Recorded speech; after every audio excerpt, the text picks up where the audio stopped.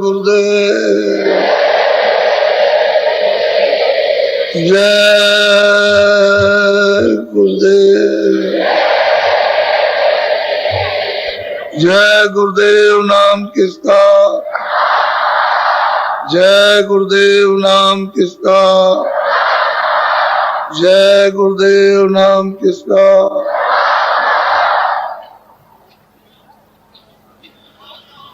सतगुरु सतनाम तुमको लागो प्रणाम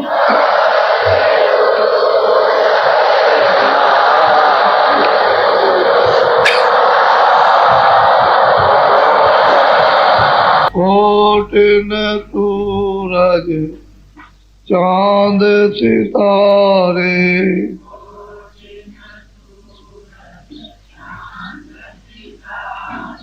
रोम रोम में करे उजारे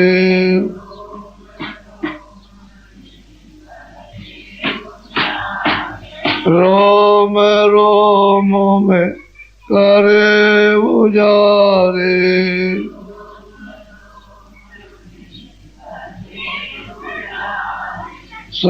सतपुरुष करता तुमको लागो प्रणाम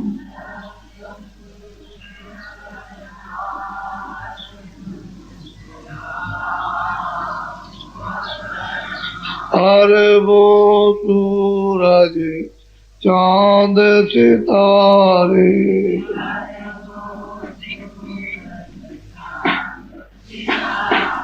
अरबों सूरज चांद सितारे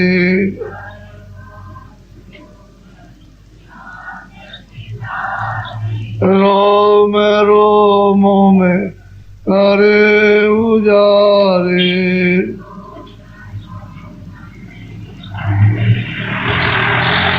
रोम रोम में करे उजारे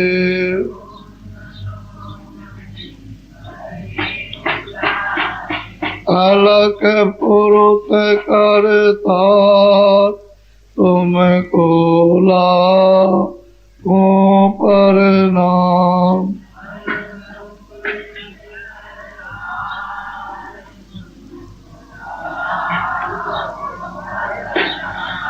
अरबों सूरज चांद सितारे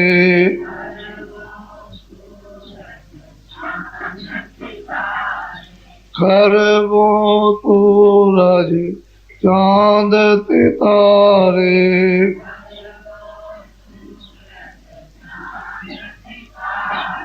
रोम रोम में करे उजारे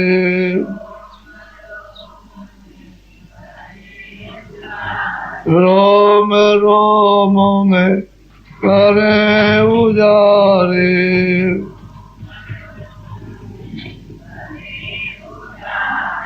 अगम पुरुष करता तुमको लागो प्रणाम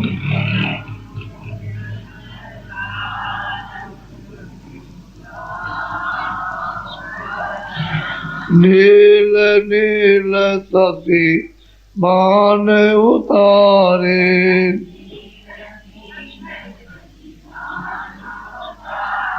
नील नील सती मान उतारे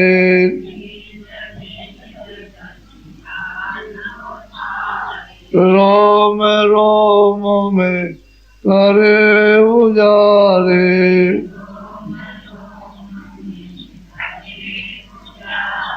रोम रोम में करे उजारे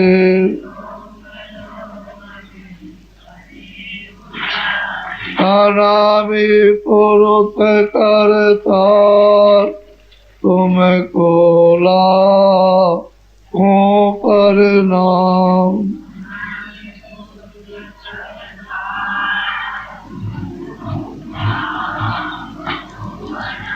अनामि पुरुष करतार तुमको लाखों प्रणाम।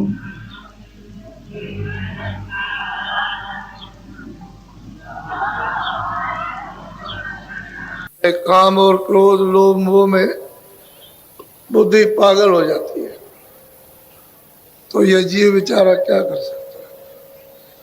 ये इसके लिए विकार है, ये दुश्मन है। इसको हमेशा जीवात्मा को रास्ते पर नहीं लगने दिया, गिराते ही रहे। इसलिए इस जगत में कहते हैं बंधन जब टूटेगा जब महात्मा मिलेंगे और रास्ता मिल जाएगा, तो ये बंधन धीरे धीरे धीरे धीरे कम हो जाएंगे। जैसे जैसे कम होते जाएंगे वैसे ही साधना में आप अग्रसर होते जाओ। ये पीछा नहीं छोड़ेंगे तो आप क्या साधन कर सकते हैं? कुछ नहीं कर पाओगे। ये बंधन तभी टूटते हैं जब महापुरुष मिलते हैं। और ये मोटे बंधन है, ये जगत के गुरु भक्ति से काट। कहते हैं जो जो गुरु आदेश दे उस शब्दों का आप पालन करो तो ये कट जाएंगे मोटे बंधन। अब रह गए चित्त के बंधन, जो जुगों जुगों से चित्त चिंतन करता आया, अब वो रस्सी की तरह से बंधा पड़ा हुआ, न मालूम कितने जन्म हुए वहां बंधा है। तो मोटे बंधन जगत के गुरु भक्ति से काट, और झीने बंधन चित्त के कटे नाम परता। कहते हैं फिर सूरत को नाम के साथ जोड़ दो, तो जितने भी झीने पहले के जमा जो भंडार है वो सब खत्म हो जाए, उन तारों से कट जाओगे, छुटकारा हो जाए। जब लग मोटे जाए नहीं, जब तक ये बंधन मोटे नहीं जाते झीने कैसे जाए? वो झीने चित्त के बंधन जा ही नहीं सकते। जब दिन रात आप वेद पढ़ते रहो, दिन रात पूजा पाठ करते रहो, दिन रात रामायण पढ़ो, दिन रात भागवत पढ़ो, दिन रात आरती करते रहो, ये जा ही नहीं सकते, ये जाएंगे नहीं। तो जब बाहर के नहीं जाएंगे तो अंदर के क्या जा सकते? ताते सबको चाहिए, सबको चाहिए जितने भी नित्य गुरु भक्त कमाए, हमेशा उनके आदेश का पालन करो, काम हो जाएगा, काम हो जाएगा। महात्माओं ने बहुत सरल सुलभ रास्ता अख्तियार किया जो सबकी समझ में आ जाए, वही तो वजह है। तो कल आपको बताया था कि मनुष्य मंदिर ये अमूलक है, और दरवाजे पर आ गए हो। दरवाजा तो जब छूट गया था, जब 84 और नरकों में चले गए तो दरवाजे से दूर हो गए, फिर ये दरवाजा मिलता नहीं। तो कितने युगों और कितने कल्पों के बाद आपको मनुष्य रूपी मंदिर में दोनों आंखों के मध्य में दरवाजे पर बैठा दिया। ये सबसे ऊंचा स्थान है, इससे बड़ा और कोई भी स्थान नहीं। जब जीवात्मा को ऐसी जगह बैठा दिया ऊंचे से ऊंचे स्थान पर कि अब तुम यहाँ से ऊपर ले जाओ, नीचे से तो आए हो, ऊपर लेते चले जाओ, तो अपना नर्तन बेकार व्यर्थ मत करो, नहीं फिर लौट जाओगे। क्योंकि जो तुम कर्म करोगे उसका भोग भोगना है, उससे छुटकारा किसी का हो नहीं सकता। जो भी अच्छे बुरे कर्म करोगे उन सब को भोगना है, मैं ब्याज के। तो जब दरवाजे पर आ गए हो तो ऊपर निकल चलो। अब वो युक्ति चाहिए, रास्ता चाहिए, भेद चाहिए, उसका कोई साथी चाहिए उसको जानने वाला, तो वो भेद बता दे, युक्ति बता दे, और कहेंगे देखो दरवाजे पर ऐसे बैठ जाओ, ये बैठने का तौर तरीका है। बस जो वो बता दे कि ऐसे बैठो, तो आपको करना चाहिए। इसमें कितने लोग हैं कि आप देखते भी थे, सुनते भी थे, आनंद भी आता था, ज्ञान भी होता था, लेकिन तुम पर क्या भूत सवार हुआ कि नशा और मस्ती में तुमने कह डाला कि मैं ये देखता हूं, ये सुनता हूं। मैंने आपको मना किया था कि देखो बच्चों, ये अमूलक धन है, ये गोपनीय भेद है उस मालिक का, इसको जितना हजम करके रखोगे उतना जल्दी प्रकट होगा। तो आपने एकदम बकवास और कह दिया कि मैं देखता हूं। तो जब से बंद हो गया तब से चिल्ला रहे हो, और हमने तुमसे कहा था कि हम एक बात तुम्हारी नहीं सुनेंगे। पीछे से मत कहना कि भाई बाबा जी ने नहीं कहा। हमेशा आपको कूट कूट के समझा देता हूँ, क्योंकि वो तो मैं जानता ही हूँ कि जब भजन करोगे तो तुम पर नशा चढ़ेगा। हमारी बात को पहले याद करके रखो, क्योंकि तुमने तो कोई कमाया नहीं, मेहनत की होती तो दर्द होता। मुफ्त का माल मिल जाता है तो बताओ तुमको दर्द किस बात का। तो वो ऊपर बैठे हुए नाराज हो गए, उन्होंने बंद कर दिया। अब तुम रोज चिल्लाओ, ऐसा नहीं करना चाहिए। यही बात है कि गोपनीय जो दरवाजे में बैठे हो, रास्ता चलने वाले से रास्ता लो, जो आता जाता है, जो मंजिल पहुंच चुका, जो पार हो गया वो आता जाता, उससे रास्ता ले, और फिर बैठ करके थोड़ी सी तो वो आदेश का पालन। इधर के बंधन भी आपके फौरन ढीले होते हैं।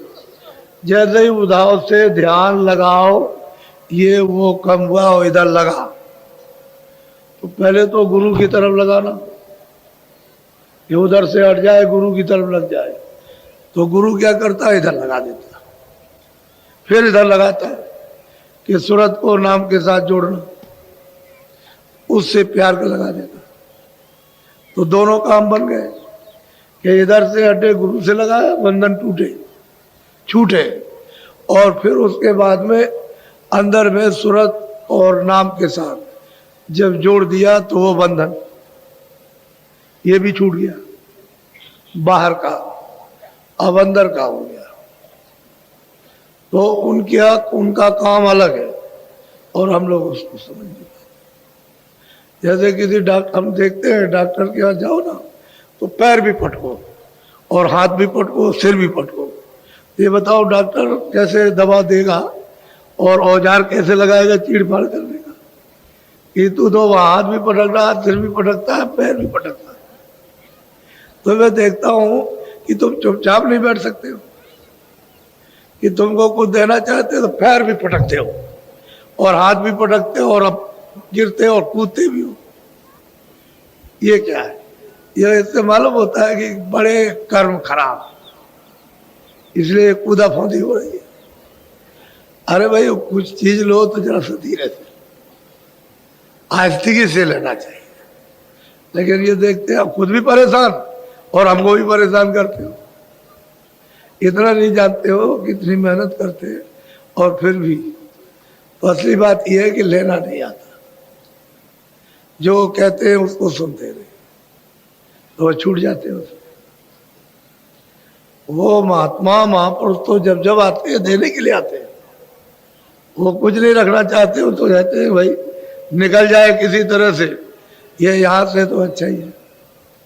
वो कब चाहते हैं कि तुम यहाँ रहो, लेकिन बस यही इसी जगह घेरे पड़े रहते हैं, बंधे हुए। ऐसा नहीं है यहाँ तुम्हारा कुछ नहीं।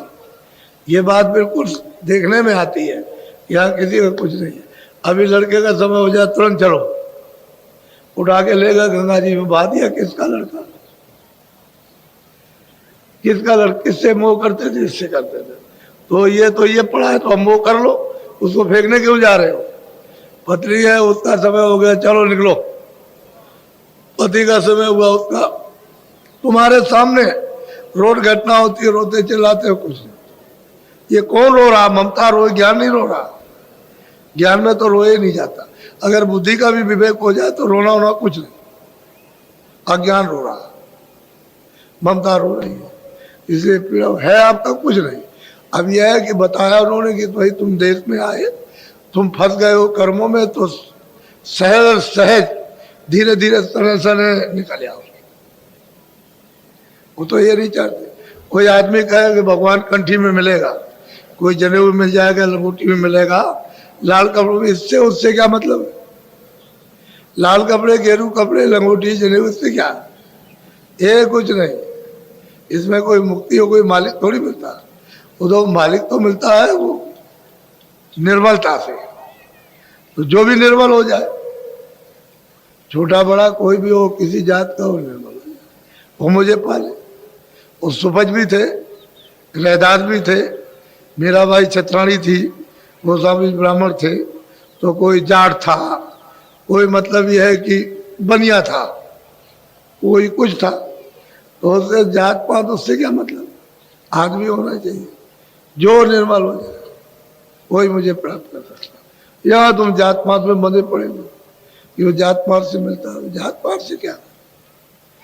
जात पात तो तुम्हारी व्यवस्था है, उसकी भौतिक चीज है कि इस व्यवस्था से रहना हो। जात पात नाम तो एक व्यवस्था है कि आपका नाम रख दिया तो आप पुकारे जाओगे, उसकी तरफ से तो कोई नाम नहीं। तो आप अपनी चीज को समझो, वो तो अलग है, लेकिन वो तो अलग है, उसको भी आप इसी में जोड़ देते हो, तभी तो तुम्हारे ऊपर संकट आ जाता। तो हमने कल बताया था कि देखो कैसे पहला स्थान कैसे प्राप्त किया। जब उन्होंने प्राप्त किया, पहली मंजिल पर पहुंचे तो ईश्वर का दर्शन, 3 लोक के मालिक का दर्शन। फिर दूसरी मंजिल तय की तो ब्रह्म का दर्शन हुआ, जहां की कारण वही से उत्पत्ति हुई है। अनाद वेद की उत्पत्ति शब्द स्पर्श रूप रसगंध वही से, वही कारण बीज है। तो बीज अगर मतलब यह है कि नाश कर दिया जाए तो जीव छुटकारा पा गया। जब तक बीज नाश नहीं होता तब तक किसी मंडल में भी सूरत पहुंच जाएगी तो उसको फिर वापस आना है। ईश्वर के लोक में पूजा है, ईश्वर का साक्षात्कार करे, वहां रहे, उसको भी वापस आना। फिर ब्रह्मलोक में पहुंचे, लोक में रहे, वहां ब्रह्म का दर्शन करे और उसके बाद में उसको भी लौट के आना। लेकिन जब शब्द स्पर्श रूप रसगंध इसके बोझ से परे हो जाएगी, शब्द रूप हो जाएगी, फिर कुछ नहीं, शब्द में प्रकाश है, शब्द रूप हो जाती है। फिर ये दूसरों को खुराक देने लगती है। पहले दूसरों से लेती, जब शब्द स्पर्श रूप है तो दूसरों से खुराक लेती है, अब ये दूसरों को भोजन देने लगी तो शब्द रूप, तो फिर गुणातीत हो जाती है, फिर वो बंधन में नहीं आ सकती। तो ये भेद कोई जानता नहीं, अंदर जाकर के मालूम होता, पता चलता है। जब मंडलों में जाओ तो मालूम होता है कि ये है क्या। उधर से पता चलता है ये सब छाया, सब छाया। और छाया पकड़ते पकड़ते कितने बादशाह है, कितने महाराजे, तमाम लोगों को कत्लेआम कर दिया, तमाम लोगों की हिंसा कर दी, तमाम को मार दिया, लेकिन पड़ा उनके हाथ कुछ नहीं, छोड़ के चले गए। हाँ, छाया किसी के हाथ में है। इतना धन और दौलत सतयुग का, त्रेता का, द्वापर का और मतलब ये कलयुग का, और वो सब का सब। और किसके लिए? धन दौलत के लिए कत्लेआम किया, हाथ कुछ नहीं लगा। ऐसे ही यहाँ हाथ कुछ लगने वाला, क्यों? छाया किसके हाथ आती है? वो तो ठगनी है। अभी यहाँ बैठ गई ऐसा और उधर से इकट्ठी होने लगी, इधर से। अब देखा कि आपको घमंड और अहंकार आ गया तो यहाँ से उस गरीब के पास बैठ गई, तो वहां जाने लगा, ये रोने लगा कि जा रही है, जा रही। पहले तो जब नहीं था रो रहा था, और जब आ गई तो घमंड अहंकार में अब जा रही, तो अब रोने लगा, वो हंसने लगा। पहले रो रहा था और फिर हंसने लगा। अब उसके बाद जब उसको भी गरुड़ गुमान और घमंड आया तो वहां से उसके पास बैठ गई। ये किसी की नहीं है, छाया किसी की नहीं होती बच्चा। और वैसे उसके लिए विलाप कर रहे हैं। अरे भाई असली काम करो। मनुष्य मंदिर में आए, उन्होंने कहा भाई महात्मा को पढ़ो, उससे प्रेम करो। तुम्हारा बंधन ढीला हो जाएगा, वो युक्ति बता देगा, तुम अंदर चल पड़ो, उससे मदद ले लो, घर की तरफ चलो और अपने घर में पहुंचो। यहाँ कहाँ तुम्हारा घर है, सब परदेश है। तो आप 2 मंजिलें आपने सुनी, एक ईश्वर की, ब्रह्म की, और अगर दर्शन नहीं किए होते तो बताते क्या? दर्शन किए तभी तो बताया। अब तीसरी मंजिल है बाहर ब्रह्म की। ये 2 ईश्वर ब्रह्म की 2 मंजिल प्राप्त कर ली। अब पार ब्रह्म की मंजिल है, उसको भी जरा सुन लीजिए, ताकि आपको पता तो चल जाए कि भाई इतनी मंजिलें मुझे पार करके जाना है। तो किसी का कोई विरोध थोड़ी है, अरे भाई उसके पास जाओगे, उसका दर्शन होगा, भाई आप उसके अनुकूल चलो तो क्यों बाधा पहुंचाए? जब आप उसके नियम के अनुकूल चलोगे, जो विधान बनाया, तो फिर वो बाधा क्यों डालेंगे? बाधा तो तब डाली जाती है जब आपने उसका उल्लंघन किया। आप उसके अनुकूल रहिए, कोई बाधा नहीं। भाई कानून तो इसलिए बनता है कि आप कोई खराब काम मत करो, अच्छा करो। तो कानून किस बात का, कोर्ट कचहरी किस बात की? जब सब अच्छा काम करने लगे, कोर्ट कचहरी उठ जाएगी कि कोई बुरा करने वाला है ही नहीं, तो यहां बैठ के क्या करेंगे? ऐसा समय कौन बिताएगा? इसलिए उसके नियम के अनुसार चलो, तो कोई बाधा नहीं किसी तरह की। तो इन लोगों ने कोई अब नियम के अनुसार चले, कोई बाधा नहीं, अब चलते गए, उनका भी दर्शन, उनका भी दर्शन। अब आप तीसरी मंजिल की बात सुन लीजिए, बोलो। अब चली तीसर पर्दा खोले, सोन मंडल का सुन लिया। अब ये जब ब्रह्म स्थान पर जब वो पहुंची, वहां साक्षात्कार हो गया। अब ये कर्म बीज है, जहां से उत्पत्ति हुई है बीज की, वहां जाकर के पहुंच गई। और उधर से आवाज आई है तीसरी मंजिल से, ये तो त्रिकुटी स्थान है ब्रह्म का, और वो स्थान है मतलब पार ब्रह्म का 10वां द्वार, उसको सुंड भी कहते हैं, सुंड मंडल। वैसे 10वां द्वार है, उसमें पार ब्रह्म विराजमान। तो कहते हैं उनका बोल, उनकी आवाज आने लगी। तो कहते हैं 2 पर्दे पार करके तीसरे पर्दे की तरफ चली, क्योंकि उधर से बड़ी कशिश आवाज किंगरी सारंगी की बजती हुई, इतनी अद्भुत कि सुरतें उस आवाज को सुन करके नाचने लगती, वो नाचती है। तो अब यहां पर जैसे ही आवाज सुनी, तैसे ये बीज जला, नाश हो जाएगा। ऐसे ही जैसे ही आवाज को सुना और पकड़ा और चली उधर से, बस बीज खत्म। नीचे जितने भी गगन, जितने भी मंडल, ये सब छोड़े। इनके मंडल, इनका राज अलग है, ब्रह्म का राज अलग है, ईश्वर का राज अलग।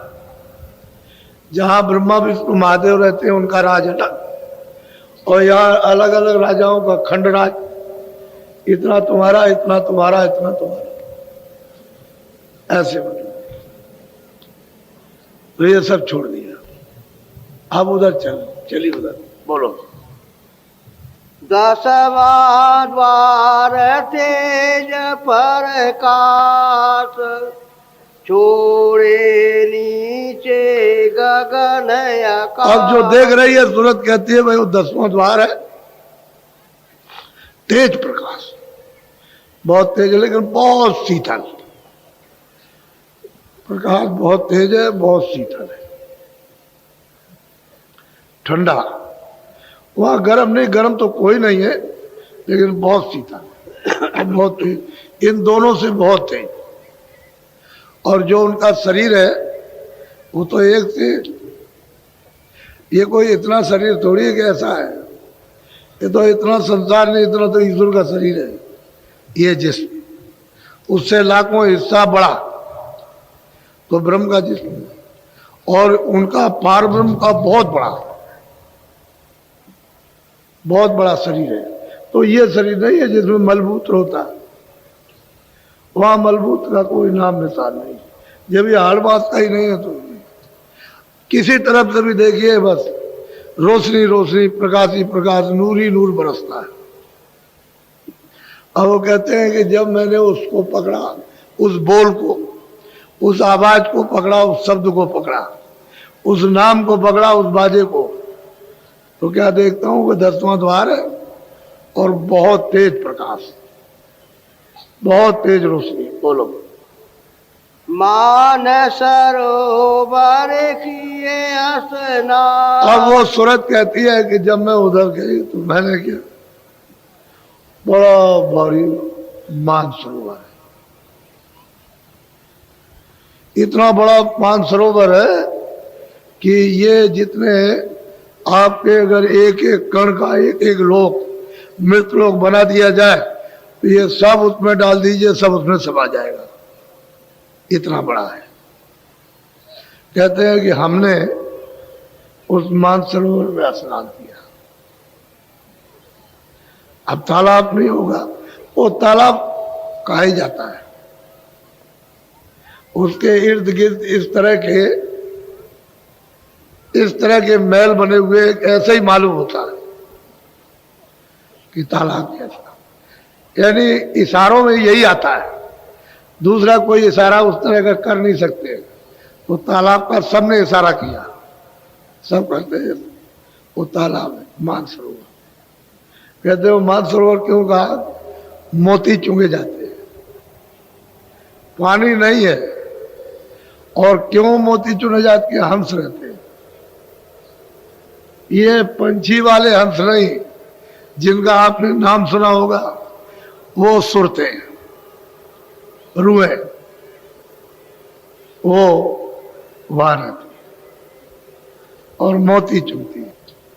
कहते हैं हमने स्नान किया, सब धो डाला, जो कुछ भी इधर का था सब छोड़े, गगन आकाश, सब सूरज मंडल, चांद मंडल, तारागणों के मंदिर, अनेक ब्रह्मांडों, सब को छोड़ दिया। और तब उधर चली वो सूरत तीसरे स्थान की तरफ। स्थान का नाम है 10वां द्वार, और कहते हैं कि बहुत तेज प्रकाश है। रास्ते में ये पड़े। अब जब तालाब इतने बड़े बड़े हैं तो लोग तो बहुत बड़ा होगा, इसलिए पार ब्रह्मांड तो पार ब्रह्मांड है। बोलो। हंस मंडली जाई समा। कहते हैं वहां हंस मंडलिया, झुंड के झुंड, एक क्षण के अंदर, यानी करोड़ों मील ऊंचा महल बना दे, ये ऐसे में बन जाता है। यानी करोड़ों मील ऊंचा महल, और कितना लंबा चौड़ा, कहते हैं इतने झटके में बन जाता। बस ऐसे दृश्य उन हंस मंडलियों के नित्य प्रति क्षण क्षण होते रहते हैं। ऐसा मतलब यह कि वहां रचना उसकी इस तरह की है। अब वो लिखने में, इशारे करने में आ सकता है, कैसे खड़े होकर के। अब वहां कोई अंधेरा तो है नहीं है कि भाई वो अंधेरा होगा, कोई दीवार लग गई होगी, वो कुछ नहीं। अब वो कहते हैं कि भाई वो हंस मंडल, झुंड के झुंड, बेशुमार, और उनमें प्रकाश ईश्वर से बहुत ज्यादा। जो सैदल कमल में ईश्वर विराजमान, खुदा गाढ़ विराजमान है, इससे बहुत ज्यादा उन हंसों का एक एक का यानी प्रकाश है। इनका प्रकाश तो कुछ नहीं, जो उनका प्रकाश। कहते हैं जूत के जूत, झुंड के झुंड, अनगिनती, ऐसे जगह जगह ये देखने को उस तालाब के इर्द गिर्द में मिलते हैं। बोलो। सोना शिखर चढ़ी सूरति घूम के गारी सारंगी जाली। कहते हैं कि उधर में जब सूरत गई तो वहां बाजा सुन रही है, किंगरी सारंगी, बड़ी धूम मची, अद्भुत बाजा है, बड़ा धूमधाम का बाजा बजता है, घुमड़ घुमड़ कर बाजा बजता। अब ये उसको सुन रही है, और जिसमें से आवाज निकल रही है उसका दर्शन कर रही है। नाम और नामी बस यही है कि वो नामी है जिसमें से आवाज आ रही है, और जो सुन रहा है वो वहां तक वो नाम है। अब नाम को पकड़ के नामी के पास पहुंच सकते हैं। अब ये इधर से दूसरी मंजिल से अगर आवाज को वहां से नहीं सुनती तो पकड़ करके उधर कैसे जाती? वो तो सुनी, उसकी कशिश है, फौरन आवाज खींच ले गई और जा करके उसने स्नान कराया, फिर धूम मची है। किस तरह का नाच होता है यहाँ, नाच कुछ नहीं। ये जो आप देखते हो थिएटरों में जाकर के इसी में मोहित पड़े हो, कितना भी रोका जाए बच्चों को, भाई मत जाओ, कोई अच्छा नहीं है, कुछ नहीं है, चोरी से चले गए, हम तो मित्रों से मिलने गए थे, चोरी से चले। जब यहीं फंस गए हो तो वहां तो मतलब है कि बगैर सनीमे के सनीमे हर क्षण, वहां कभी कोई सोता ही नहीं है, क्योंकि वहां तो नींद है नहीं, रात्रि है नहीं, ना वहां यहाँ दिन है, न सोने वाला ये शरीर है, न ये बाहर की चरम आंखें, वहां तो कभी कोई सोता ही नहीं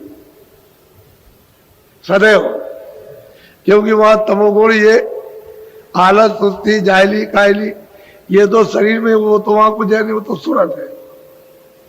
बोलो।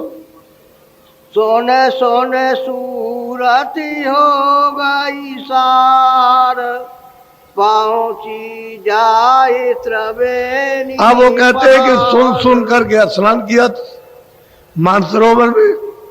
अब वो इतना जोर का प्रकाश है उस मानसरोवर में, ऊपर से पड़ता वहां, तो उस प्रकाश में जब स्नान करती है तो उस रोशनी को बर्दाश्त करती, सहन करती है। नहीं तो ऊपर की रोशनी अगर जाएगी ऊपर तो बर्दाश्त नहीं कर सकती, तो रोशनी उसे बर्दाश्त करना पड़ेगा कि ऊपर टिक सकती है कि नहीं टिक सकती है। इसलिए उसको स्नान किया कहते हैं।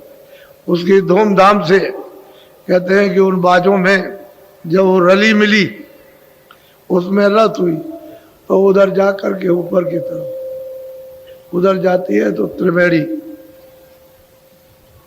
गंगा, जमुना, सरस्वती साफ, लेकिन ये नदी नहीं है गंगा जमुना। लेकिन दूसरा कोई प्रमाण नहीं गंगा ही जमुना का है कि गंगा जमुना ये एक धारा काली है और एक बिल्कुल एकदम सफेद, वो तीन धाराएं हैं, तीन प्रकार की। इसलिए उसका प्रमाण, ये सब शब्द ऊपर ही से आया, यहाँ गंगा जमुना का नहीं है, ऊपर से आया।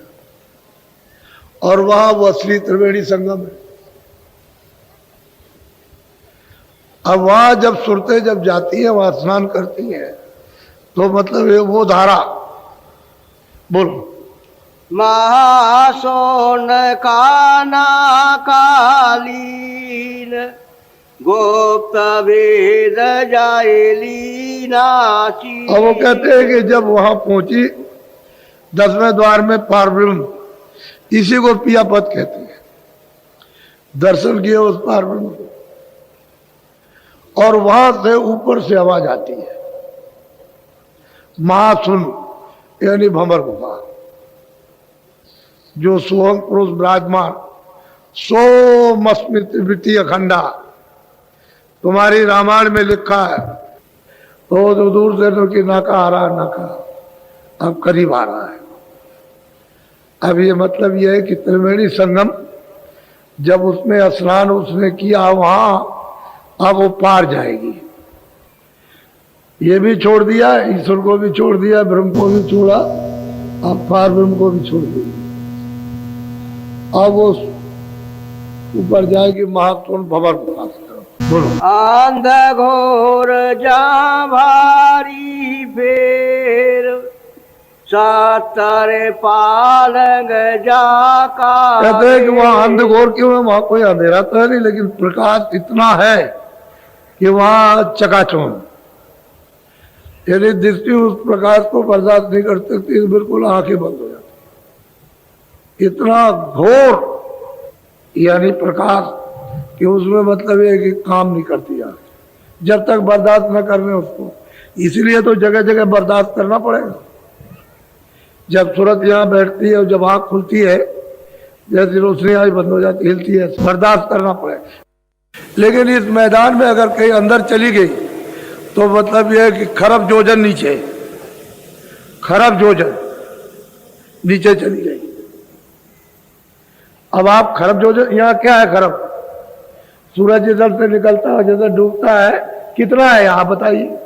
खरब जोजन नीचे, और खरब जोजन ऊपर चली जाएगी तो कितना हो गया? खरब जोजन होते। इसलिए कुछ और बात है जो आप ये सब, जब सूरत अंदर में जगती है और चलती है तो सब अनुभव करती जाएगी। जो मस्ती और नशा चढ़ता है वो वही जानती है। इसलिए महापुरुषों का कौन पहचान सकता? कौन उनको पहचान सकता? किसने पहचान पाया? हमको तो कोई आज तक नहीं मिला जो ये कहे कि मैंने पहचान लिया। वो किसी को पहचान करा दें वो तो बात अलग है, और किसी को पहुंचा दें वो तो अलग। वो तो सबने सिर पीटा ये कदमों में, और लेकिन ये नहीं कहा कि मैंने जान लिया, ये नहीं बताया। बोलो। बाणी चारे गुप्त जा उठती, सोरते रागिनी नई नई सुनती। कहते वहां 4 गोपनीय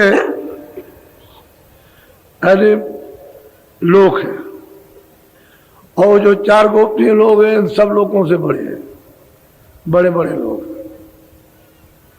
अब ये तुरते वहां सुनते उस बाणी, लेकिन भेद किसी ने नहीं खोला।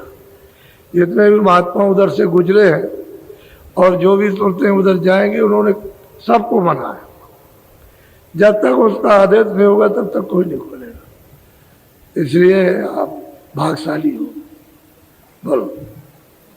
जनकारे अद्भुत का बरनु, सोने सोने धोने मन में। कहते हैं कि विविध बात की अद्भुत जानकारें आती है, और कैसे वर्णन किया जाए, क्योंकि उसका कोई निशान भी चाहिए। उन आवाजों का या कोई निशान नहीं है। तो कहते हैं अब क्या बताएं। अब यही कहा कि सूरत जब यहां से जाएगी, रास्ते में चलती जाएगी, पहुंचेगी मंजिल पर, तो अपने ज्ञान को, अपने बोध को अपने आप प्राप्त करेगी। बोलो। हाँ। पाचयांड रचना ताकीनी, ब्रह्म पाचता में हुई। ये सब सतपुरुष के निकाले हुए। उस सतपुरुष ने सतलोक से सब अलग अलग मंडल बना करके और इनको वहां बैठा दिया। ईश्वर भी वहीं से आए, ब्रह्म भी वहीं से निकाले गए, पार्वती भी वहीं से, सतलोक से, महाकाल पुरुष भी, सब जितने भी है सब वहीं से। लेकिन ये सब मंडल किसके बनाए हुए? सतपुरुष। अरे पूरे मंडल हम तो बना दिए, और फिर बाद में इनको अपनी धार पर भेजा। वही शब्द पर नीचे इनको उतारा, अपने शब्द पर उतार करके ठेका बना करके इनको बैठा दिया। और ये सब लोग अपने अपने मंडलों में, अपने अपने स्थान पर सब के सब उसी सतपुरुष के ध्यान में लगे रहते हैं। उसके बगैर, उससे तो सब थर-थर कांपते हैं। इतना डर आपको नहीं जितना इन सबको डर है उस सतपुरुष का। बोलो। आंडन शोभा बरनु कैसी, सब जैसे कोई पी। कहते हैं कि जो वहां की रचना है, जो शोभा है, जो सुंदरता है, खूबसूरती है, वो यहाँ कोई चीज मिलती नहीं है। इसलिए उसका वर्णन भी नहीं हो सकता। इशारे इशारे हो जाते हैं कि कोई चीज ऐसी मिल जाए, उसका इशारा कर दिया जाए, लेकिन वो तो आनंद ही बिल्कुल अलग है। सुंदरता ही अलग, रचना ही अलग है उसकी। बोलो। लाखे लाखे अरबता सुपरमाना, यह अंडायते तो कहते हैं कि भाई ये जो आपका 3 लोग जो है, ये ब्रह्म पद और ईश्वर पद और ये सब, ये कहते कुछ नहीं। ओ तो जैसे कि एक बालू का कण है ऐसे दिखाई देता है। तो जब यहीं पर दिखाई देने लगा तो वहां पर सत्यदेश में सतलोक में वो तो सागर है, यदि इसकी उसकी क्या तुलना हो सकती है। लेकिन यह है कि उस मालिक ने अपनी मौज मर्जी से जो उनकी मर्जी थी वो तो समर्थ है, उन्होंने ये रचना रची और हम लोग सबके सब वहीं थे, आनंद लेते थे। वहां सुख दुख का कोई नाम निशान नहीं था, मौत थी नहीं। अब वहां से हम लोग को भेज दिया। सही बात तो यह है कि ये कह के भेजा था कि तुम ये गंदगी को, सबसे नीचे का हिस्सा, नीचे वाले हिस्से में गंदगी थी पर पता नहीं चलता था, ये सब मसाला था लेकिन बहुत खफीफ। तो उसी मसाले के साथ जो सुरतें थी, कहा तुम चले जाना, उसको सबको वहीं छोड़ देना, और तुम चले आना। तो ये नहीं आना चाहती थी, ये सब प्रार्थना करने लगी सबकी सब। तो उन्होंने कहा अच्छा हम संत बोध भेजते हैं। तो उनके साथ में अपना बोध साथी उतार दिया और ये कहा कि वो हमारा बोध हमेशा रहेगा। तो उसी को कहते हैं गुप्त संत। वो हमेशा एक भी सूरत रह जाएगी तब तक वो यहाँ रहेगी, और वो हमेशा दरबार में आते जाते रहते हैं, सबसे मिलते हुए जाते हैं, सब मंडलों में। उनके सामने कोई मंडल छुपते नहीं, कोई लोग छुपते नहीं, सब में जाकर। और सच्चे यानी दरबार में सब हाजिरी देते हैं और वहां सब सूचना देते हैं, और वो यहाँ जब तक रहेंगे आप तब तक वो रहेंगे यहाँ, उनको यहाँ कोई नहीं पहचान सकता। इस तरह से तब सुरतें आई थी यहाँ, नहीं आने नहीं चाहती थी, तब उन्होंने मना करके भेजा।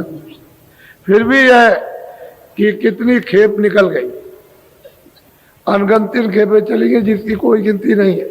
लेकिन लाख लाख बरस पूरा होने पर, लाख बरस का शरीर मिला, यहाँ रहे सब ज्ञानी थे, सब विज्ञानी थे, कोई पाप पुण्य के कोई झगड़ा मगड़ा नहीं था। और जैसे पूरा समय हुआ बात, बहुत समय के बाद तब ये नियम बना है, और जब से ये नहीं बना तभी से हम बांध लिए गए, तभी से हमारे साथ में जंजीर यानी हथकड़ी बांधी गई कि अब तुम कर्जा चुकाए जाओ, और मतलब ये है कि अब घर चले जाओ। तभी तो धर्मराज तलाशी लेता कि इधर कौन जा रहा, तो उसकी आवाज इतनी है कि कितने बड़े बड़ों की फूंक निकल जाती। कह ले क्या है तुम्हारे पास, मैं कह लगे देख लीजिए आप, क्या जा रहा तो टिकट दिखा देते हैं महापुरुषों का कि ये है। कह ला अच्छा अच्छा अच्छा, फिर नहीं रोकेंगे, कह देंगे अच्छा जाओ। और अगर आपके पास टिकट नहीं है तो फिर कहते हैं कि सबका झारा ले, तो सबका झारा लेता, उलट नर्क में थे। फिर फौरन मतलब इन पर वापस जाओ, सीधे में निकल आए, उसके बाद में कर्मों का जखीरा और फौरन वापस करता, जाने नहीं देगा। ऐसा चौकी पहरा उसका लगा हुआ है जब से ये नियम बना तब से। अब यह है कि इसी कलयुग में अब कितनी सूरतें निकल गई, कितनी निकल रही। ऐसा नहीं कि रात का महापुरुषों ने खोल दिया और सुलभ कर दिया सबके लिए, स्त्री पुरुषों के लिए सबको भजन करना, स्त्रियों को भी उतने भजन करना, उतने पुरुषों को करना, सबको अधिकार दे दिया कि अब सहज भजन आसान, सहज है, सीधा है, आसान है, ऊंचा, और सब और नाम का सभी कर सकते हैं और इसी से पार हो सकते हैं, दूसरा हो कुछ। बोलो। या मैं ब्रह्म व्यापक जोई, ताकि गाते कहो कीर्तनी होई। कहते हैं भाई उनके सामने ये क्या कुछ नहीं। ये तीसरी मंजिल, और उन्होंने कहा देखो ऐसे प्राप्त की जाती है, पाई जाती है। आगे की चलिए, बोलो। ताका ज्ञान पाई है ज्ञानी, फूले मन में होए। कहने का मतलब यह है कि अगर यहाँ भी पहुंच जाओ कि भाई ईश्वर का साक्षात करो तब भी ठीक है, लेकिन किताबें पढ़ करके बस कहते हैं ज्ञान में भूल गए। किताबें पढ़ ली, इतना घमंड, चकना चूर, इतना घमंड, इतना। अरे भाई कुछ तुम बैठ के कुछ कर सकते हो, कुछ किया है? कुछ नहीं। बात मतलब ये विद्या का हमको इतना घमंड, इतना गरूर आ गया कि दूसरे की सही बात को सुनते हो। कहा जाए कि अच्छा भाई थोड़ा सा बैठ करके तुम थोड़ा रोको तो 2 मिनट भी नहीं बैठ सकते, लेकिन घमंड हो। तो कहते हैं ये भौतिक विद्या है, ये टेढ़ा कर देती है। अगर विवेक ना रहेगा तो गए। और ये भौतिक विद्या इसलिए कम से कम बुद्धि को तो सम रखना चाहिए, लेकिन बुद्धि को क्रोध में, अहंकार में, गरूर में, तो कहते हैं इसी में भूल गए, उनको भी कुछ नहीं मिला। जाने उन्होंने ध्यान लगाया, उनको भी कुछ नहीं मिल पाया। किसी ने कुछ किया, किसी ने किया। ये सब मतलब ये है कि भूल गए, क्यों कि रास्ता तो मिला नहीं और अटक गए। कोई किसी में, कोई किसी में, कोई किसी में। जो जिसमें समझता चलो ठीक है हम कर रहे, और कर कोई ठीक नहीं रहा। क्योंकि जानने वालों के पास पहुंचे तब तो पता चले। अब जानने वाला कोई मिला नहीं तो समझते हम जो कर रहे हैं वही ठीक है। तो आपके कहने और समझने से तो नहीं बनेगा। बोलो।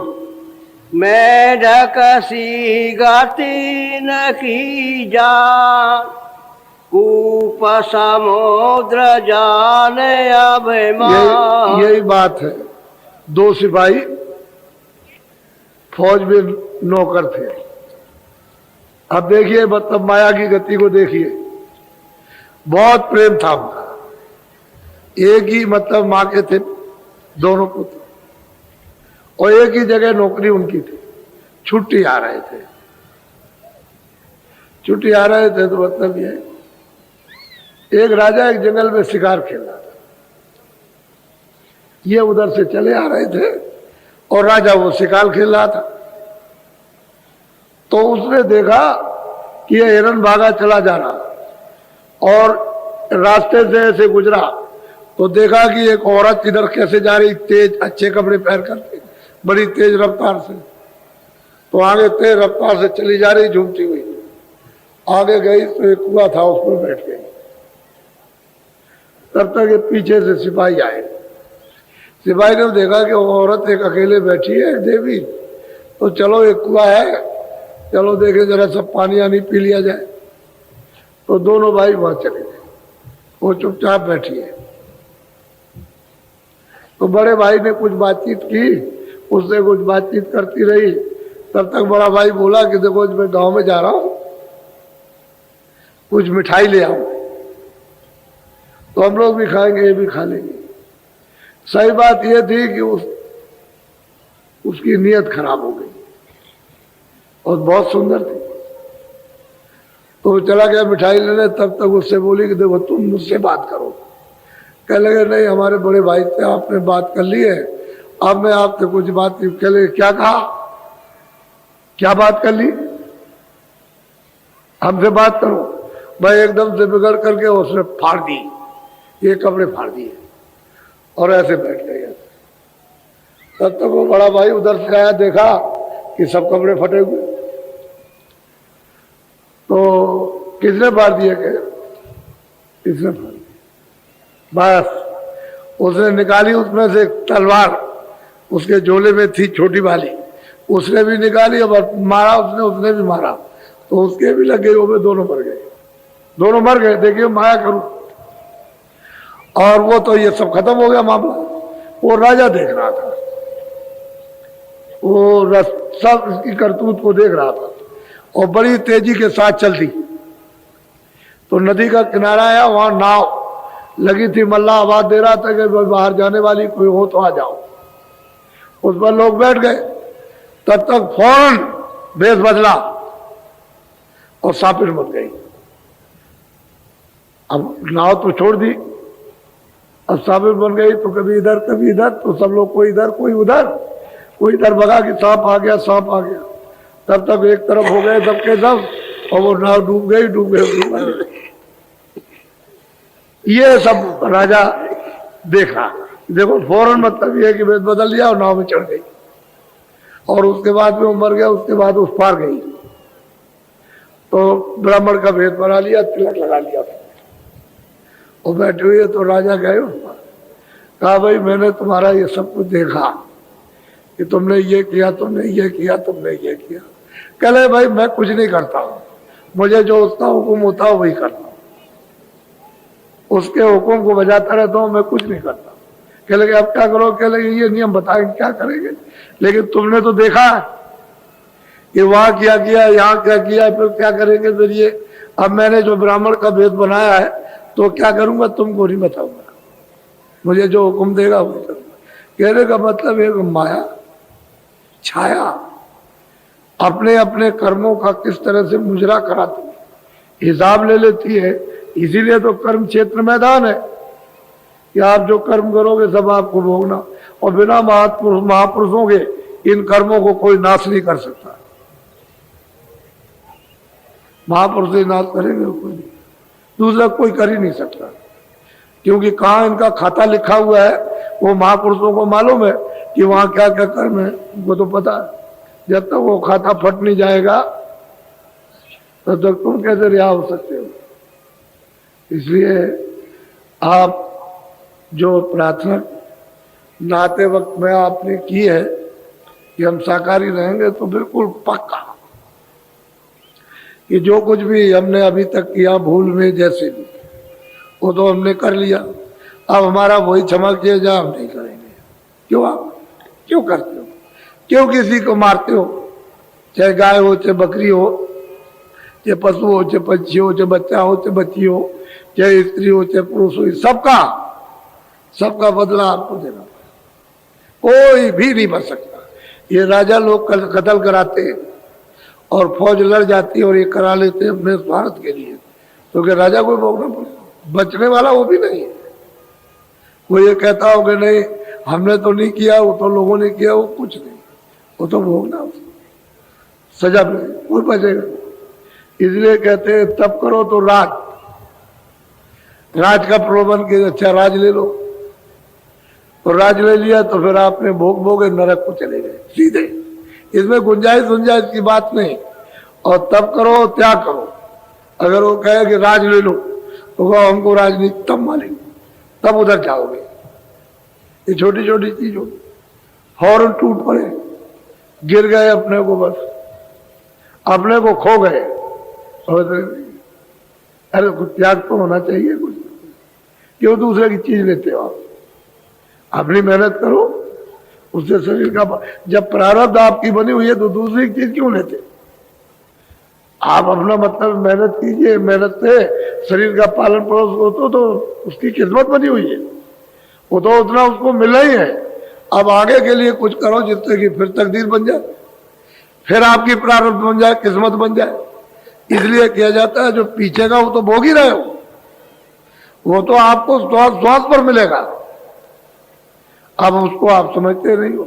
महात्मा जब समझा देते हैं तभी होता है। तो कहते हैं कि भाई तीसरा पर्दा भी खुल गया और तीसरे स्थान को भी धनी को वहां के मतलब ये कि पार ब्रह्म को भी देखा, प्राप्त कर लिया। अब आगे की तैयारी शुरू हो गई, तो चौथे पद में जाएगी।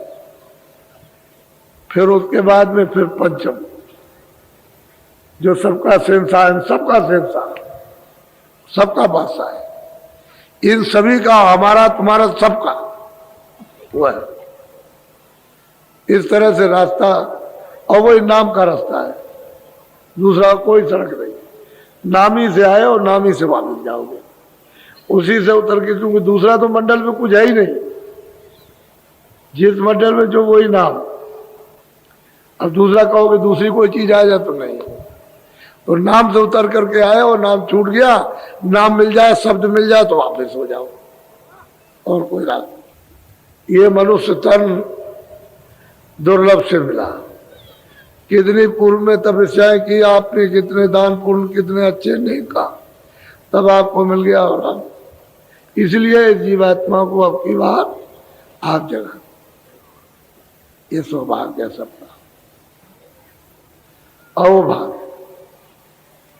फिर ये मौका मिलेगा। आज शाम को नामदान होगा। जो जिज्ञासु हैं, जो बाहर से आए उनको तो मिलेगा ही, हम तो इसी काम के लिए आए। और हमारे काम हमारा क्या, हमको तो ये जगाना। हम तो चाहते हैं कि दरवाजे पे बैठ कर चलो जल्दी से इधर बैठो और निकलो, क्योंकि जीवात्मा यहाँ फंसी पड़ी है, यहाँ उस पर ये सब कूड़ा कचरा अंदर लदा हुआ। तो थोड़ी सी निमित्त मात्र जरा सी ये मेहनत करो कि इधर से मुंह मोड़ो, कि मन है, बुद्धि है, चित्त है, और इधर मतलब ये यहाँ को लगा के अंदर के कान, अंदर की आंख, अंदर की नाक से काम लो, सुनने का, देखने का, सूंघने का। तो तुम्हारी आंख भी खुल जाए, कान भी खुल जाए, नाक भी खुल जाए। आंख तुम्हारी उससे काम नहीं लेते हो, कानों से काम नहीं लेते हो, इसलिए वो खराब पड़ी हुई। फिर उस पर खराब होने के एवज में गंदगी लाद ली।